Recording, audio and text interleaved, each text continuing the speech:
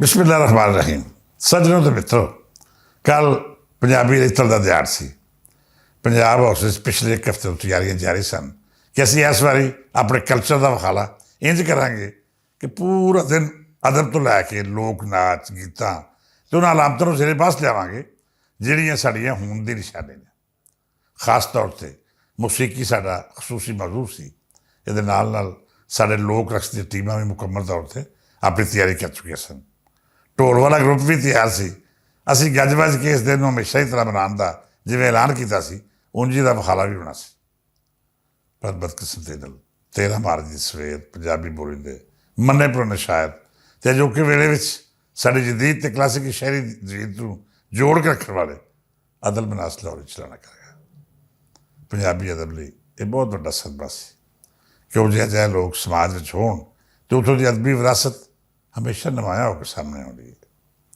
ਅਦਲ ਮਨਾਸ ਲਾਹੌਰੀ ਉਹਨਾਂ ਦੀ ਵਫਾਤ ਮਗਰੋਂ ਪੰਜਾਬ ਹਾਊਸ ਅਤੇ ਪੰਜਾਬੀ ਜ਼ਬਾਨ ਤਹਿਰੀਕ ਦੀ ਇੰਤਜ਼ਾਮੀਆ ਨੇ ਮੁਤਫਿਕਾ ਫੈਸਲਾ ਕੀਤਾ ਕਿ ਅਸੀਂ ਪੰਜਾਬੀ ਕਲਚਰ ਦਿਹਾੜ 'ਤੇ ਮਨਾਵਾਂਗੇ, ਪਰ ਇਸ ਦੁੱਖ ਦੇ ਮੌਕੇ 'ਤੇ ਉਹ ਖੁਸ਼ੀਆਂ ਨਹੀਂ ਹੋਣਗੀਆਂ ਜਿਹੜੀਆਂ ਆਮ ਤੌਰ 'ਤੇ ਅਜਿਹੇ ਦਿਨਾਂ ਲਈ ਮਖਸੂਸ ਸਮਝੀਆਂ ਜਾਂਦੀਆਂ ਨੇ। ਸੋ ਅਸੀਂ ਜਿਹੜਾ ਸੈਸ਼ਨ ਲੋਕ ਰਕਸ ਅਤੇ ਮੌਸੀਕੀ ਦੀ ਵਕਤ ਕਰਨਾ ਸੀ, ਉਹਨੂੰ ਅਦਲ ਮਨਾਸ ਲਾਹੌਰੀ ਦੀ ਯਾਦ ਵਿੱਚ ਮੁਨੱਕਦ ਕਰਨ ਦਾ ਫੈਸਲਾ ਕੀਤਾ ਗਿਆ। ਕੱਲ੍ਹ ਪੰਜਾਬੀ ਬੋਲੀ ਦੇ ਇਸ ਮਹਾਨ ਸ਼ਾਇਰ ਲਈ ਪਹਿਲਾ ਅਰਖ ਇਕੱਠ ਹੋਇਆ, ਜਿਹਦੇ ਵਿੱਚ ਸੱਜਣਾ ਮਿੱਤਰਾਂ ਨੇ ਉਹਨਾਂ ਨਾਲ ਗੁਜ਼ਾਰਿਆ ਵਕਤ ਅਤੇ ਮਿੱਠੀਆਂ ਯਾਦਾਂ ਸਾਂਝੀਆਂ ਕੀਤੀਆਂ। ਹਰ ਸੱਜਣ ਦਾ ਆਖਣਾ ਸੀ ਕਿ ਅਦਲ ਮਨਾਸ ਜੀ ਆਪਣੀ ਅਣਖ ਅਤੇ ਅਨਾਦ ਇੰਨੇ ਪੱਕੇ ਸਨ ਕਿ ਰਾਤ ਜਿਹੋ ਜਿਹੇ ਵੀ ਹੁੰਦੇ, ਉਹਨਾਂ ਦੇ ਸਾਹਮਣੇ ਆਪਣੀਆਂ ਪਰੇਸ਼ਾਨੀਆਂ ਬਿਆਨ ਕਰਕੇ ਹਮਦਰਦੀਆਂ ਬਟੋਰਨ ਦਾ ਡਰਾਮਾ ਨਹੀਂ ਸੀ ਕੀਤਾ। ਹਮੇਸ਼ਾ ਦੂਜਿਆਂ ਦੇ ਦੁੱਖ ਸੁੱਖ ਦੇ ਸਾਂਝ ਰੱਖਦੇ, ਆਪਣੀਆਂ ਖੁਸ਼ੀਆਂ ਵਿੱਚ ਸਰੀਕ ਰੱਖਦੇ ਅਤੇ ਉਹ ਕੰਮ ਕਰਦੇ ਜਿਹਦੇ ਨਾਲ ਦੂਜਿਆਂ ਨੂੰ ਤਸੱਲੀ ਅਤੇ ਉਮੀਦ ਮਿਲਦੀ।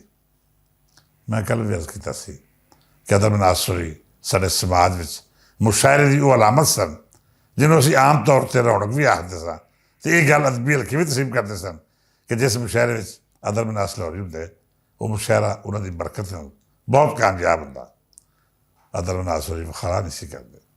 ਉਹ ਜਿੰਨੇ ਵੱਡੇ ਸ਼ਾਇਰ ਸਨ, ਉਸ ਤੋਂ ਕਿਧਰੇ ਮਹਾਨ ਇਨਸਾਨ ਸਨ। ਉਹਨੇ ਕਦੀ ਇਹ ਸ਼ਿਕਾਇਤ ਨਹੀਂ ਕੀਤੀ ਕਿ ਮੈਨੂੰ ਮੇਰਾ ਜਾਇਜ਼ ਮੁਕਾਮ ਨਹੀਂ ਮਿਲਿਆ। ਹਾਲਾਂਕਿ ਸਾਡੇ ਇਸ ਸਮਾਜ ਵਿੱਚ ਕਈ ਅਜਿਹੇ ਸ਼ਾਇਰ ਨੇ ਜਿਹਨਾਂ ਨੂੰ ਔਕਾਤ ਤੋਂ ਵੱਧ ਇੱਜ਼ਤ ਮਿਲੀ, ਪਰ ਉਹ ਹਮੇਸ਼ਾ ਇਹ ਗੱਲਾਂ ਕਰਦੇ ਖਾਲੀ ਦਿੰਦੇ ਨੇ ਕਿ ਮੈਨੂੰ ਮੇਰਾ ਮੁਕਾਮ ਨਹੀਂ ਦਿੱਤਾ ਗਿਆ। ਏਜੰਸੀਆਂ ਮੇਰੇ ਮੁਕਾਬਲੇ ਉੱਤੇ ਕਈ ਅਜਿਹੇ ਸ਼ਾਇਰਾਂ ਨੂੰ ਖੜਾ ਕੀਤਾ ਜਿਹਦੀ ਹੈਸੀਅਤ ਕੋਈ ਨਹੀਂ ਸੀ। ਹਾਲਾਂਕਿ ਇਹੋ ਜਿਹੇ ਲੋਕ ਆਪਣੇ ਨਾਲ ਝੂਠ ਬੋਲਣ ਦੇ ਨਾਲ ਨਾਲ ਲੋਕਾਂ ਦੇ ਹਾਸੇ ਮਾਹੌਲ ਦਾ ਵੀ ਬਾਸ ਬਣਦੇ ਨੇ। ਮੇਰੇ ਬਜ਼ੁਰਗ ਆਖਦੇ ਸਨ ਕਿ ਇੱਜ਼ਤ ਲੱਭਣੀ ਕੋਈ ਵੱਡੀ ਗੱਲ ਨਹੀਂ, ਇਹਨੂੰ ਸੰਭਾਲ ਕੇ ਰੱਖਣਾ ਅਤੇ ਹਜ਼ਮ ਕਰਨਾ ਅਸਲ ਇਮਤਿਹਾਨ ਹੈ। ਅਦਲ ਮਨਾਸ ਲਾਹੌਰੀ ਨੇ ਇੱਜ਼ਤ ਕਮਾਈ ਵੀ ਅਤੇ ਇਹਨੂੰ ਸੰਭਾਲ ਕੇ ਵੀ ਰੱਖਿਆ। ਰੱਬ ਸੱਚਾ ਉਹਨਾਂ ਦੇ ਦਰਜਾਤ ਬੁਲੰਦ ਕਰੇ, ਉਹਨੂੰ ਬਖਸ਼ਤਾਂ ਵਿੱਚ ਥਾਂ ਦੇਵੇ। ਉਹਨੇ ਜੋ ਸਾਡੀ ਧਰਤੀ ਦੀ ਸੇਵਾ ਕੀਤੀ, ਇਸ ਦੇ ਬਦਲੇ ਪੂਰੀ ਕੌਮ ਹਮੇਸ਼ਾ ਹਮੇਸ਼ਾ ਲਈ ਉਹਨਾਂ ਦੀ ਮਕਰੂਰ ਰਹੇਗੀ। ਇਸ ਸਾਲ ਦਾ ਪੰਜਾਬੀ ਕਲਚਰ ਦਿਹਾੜ ਅਦਲ ਮਨਾਸ ਲਾਹੌਰੀ ਦੇ ਨਾਂ, ਉਹਨਾਂ ਦੀ ਅਦਬ ਸੇਵਾ ਦੇ ਨਾਂ, ਉਹਨਾਂ ਮੁਹੱਬਤਾਂ ਦੇ ਨਾਵੇਂ ਜਿਹਨੇ ਸਾਡੀਆਂ ਅਦਬੀ ਮਜਲਿਸਾਂ ਆਬਾਦ ਰੱਖੀਆਂ।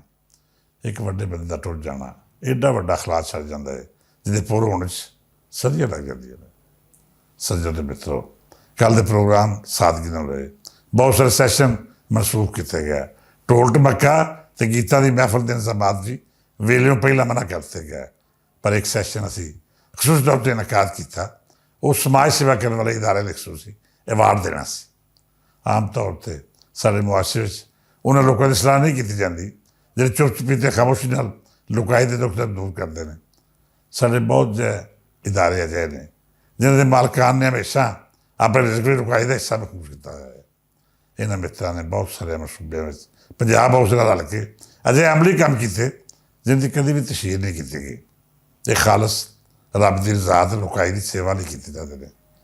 ਇਸ ਸਾਲ ਅਸੀਂ ਫੈਸਲਾ ਕੀਤਾ ਸੀ ਕਿ ਪੰਜਾਬੀ ਰਿਤਲ ਦਿਹਾੜ ਦੀ ਮੁਨਾਸਬਤ ਨਾਲ ਪੰਜਾਬ ਹਾਊਸ ਵਿੱਚ ਇਹਨਾਂ ਦੀ ਸਮਾਜ ਸੇਵਾ ਦੀ ਸਰਾਹਨਾ ਕਰੇ ਅਤੇ ਇਹਨਾਂ ਨੂੰ ਉਚੇਚੇ ਐਵਾਰਡ ਵੀ ਪੇਸ਼ ਕੀਤੇ ਜਾਣ ਜਿਹੜੇ ਯਾਦਗਾਰੀ ਤੌਰ 'ਤੇ ਮਹਿਫੂਜ਼ ਰਹਿਣਗੇ।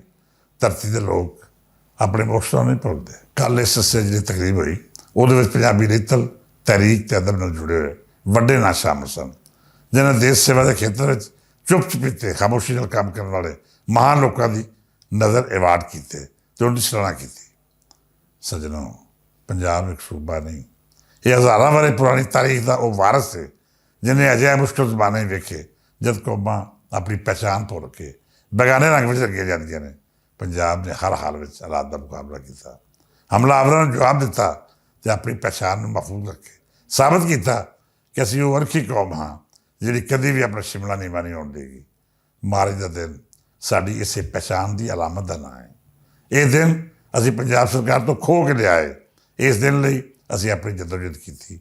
ਇਹ ਤਫਸੀਲੀ ਕਹਾਣੀ ਹੈ ਜਿਹੜੀ ਮੈਂ ਆਇੰਦਾ ਦਿਨਾਂ ਵਿੱਚ ਅਰਜ਼ ਕਰਾਂਗਾ ਅਤੇ ਉਹਨਾਂ ਫਨਕਾਰਾਂ ਦੇ ਪਰਦੇ ਵਿੱਚ ਚਾਕ ਕਰਾਂਗਾ ਜਿਹੜੇ ਸੋਸ਼ਲ ਮੀਡੀਆ ਉੱਤੇ ਇਸ ਦਿਨ ਨੂੰ ਆਪਣੇ ਕ੍ਰੈਡਿਟ ਉੱਤੇ ਲੈ ਕੇ ਖਾਹ ਮਾਮੇ ਖਾਂ ਬਣੇ ਹੋਏ ਨੇ। ਇਹ ਕੌਣ ਸਨ, ਕਿੱਥੋਂ ਆਏ, ਇਹਦਾ ਮਕਸਦ ਕੀ ਸੀ ਅਤੇ ਪੰਜਾਬੀ ਤਾਰੀਖ ਨਾਲ ਇਹਦੀ ਜੁੜਤ ਕਿਵੇਂ ਮੁਮਕਿਨ ਹੋਈ। ਇਹਨਾਂ ਵਿੱਚੋਂ ਕਿੰਨੇ ਖਾਲਸ ਪੰਜਾਬੀ ਅਤੇ ਤਹਿਰੀਕੀ ਸਨ ਅਤੇ ਕਿੰਨੇ ਲੋਕਾਂ ਨੇ ਇਸ ਤਹਿਰੀਕ ਦੀ ਆੜ ਵਿੱਚ ਲੰਮੀਆਂ ਦਿਹਾੜੀਆਂ ਲਾਈਆਂ। ਉਹ ਕਿਹੜੇ ਬੇਗੈਰਤ ਸਨ ਜਿਹਨੇ ਕਲਚਰ ਦੀ ਆੜ ਵਿੱਚ ਆਪਣੇ ਬੋਝੇ ਭਰੇ ਅਤੇ ਵੇਲੇ ਉੱਤੇ ਕਿਤੇ ਵੀ ਵਿਖਾਈ ਨਾ ਦਿੱਤੇ।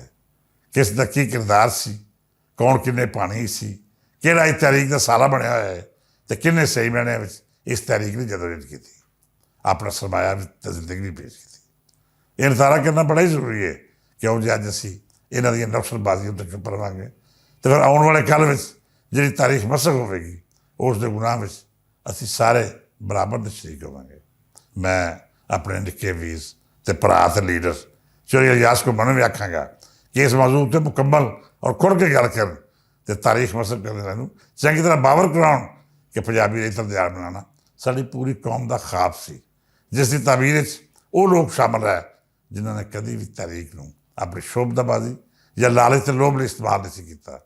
ਇਸ ਹਵਾਲੇ ਨਾਲ ਤਫਸੀਲੀ ਗੱਲਬਾਤ ਹੋਵੇਗੀ। ਸਾਡੇ ਨਾਲ ਜੁੜੇ ਰਹਿਣਾ, ਆਪਣੀ ਰਾਏ ਦਾ ਇਜ਼ਹਾਰ ਵੀ ਕਰਨਾ। ਅੱਜ ਲਈ ਇੰਨਾ ਹੀ।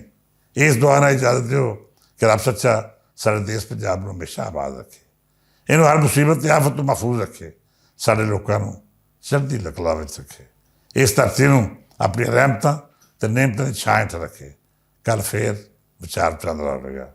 ਅੱਜ ਲਈ ਇੰਨਾ ਹੀ। ਇਜਾਜ਼ਤ ਦਿਓ। ਰੱਬ ਰੱਖਾ।